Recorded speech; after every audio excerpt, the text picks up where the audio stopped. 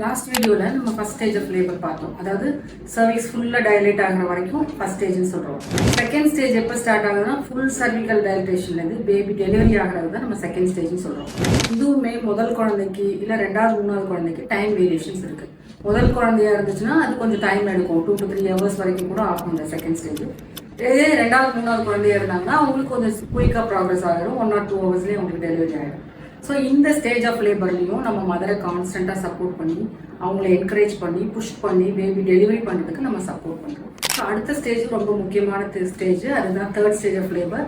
அதில் என்னன்னா baby delivery ஆனதுலேருந்து உங்களோட பிளாசண்டான்னு சொல்கிற நஞ்சு பை இருக்கு இல்லையா, அதை டெலிவரி ஆகிறத தேர்ட் ஸ்டேஜ் ஆஃப் லேபர்னு சொல்லுவோம். இதுவும் ஒரு 5 minutes to 30 minutes வரைக்கும் டைம் எடுக்கும். ஸோ இந்த ஸ்டேஜ் ஆஃப் லேபர்லையும் நாங்கள் ஆக்டிவ் மேனேஜ்மெண்ட் ஆஃப் லேபர்னு சொல்கிற உங்களை அந்த நஞ்சு பை சீக்கிரம் வெளியில் வரவழைச்சு கர்ப்பப்பை சுருங்கிறதுக்கும் அதிகமான ரத்தப்போக்கு ஏற்படாமல் தடுக்கிறதுக்கும் வழிமுறைகளை நம்ம ஃபாலோ பண்ணுறோம். ஸோ இதை பற்றி ஃபர்தராக உங்களுக்கு டவுட்ஸ் இருந்துச்சு அப்படின்னா லேபர்னு சொல்லி கமெண்ட் பண்ணுங்கள்.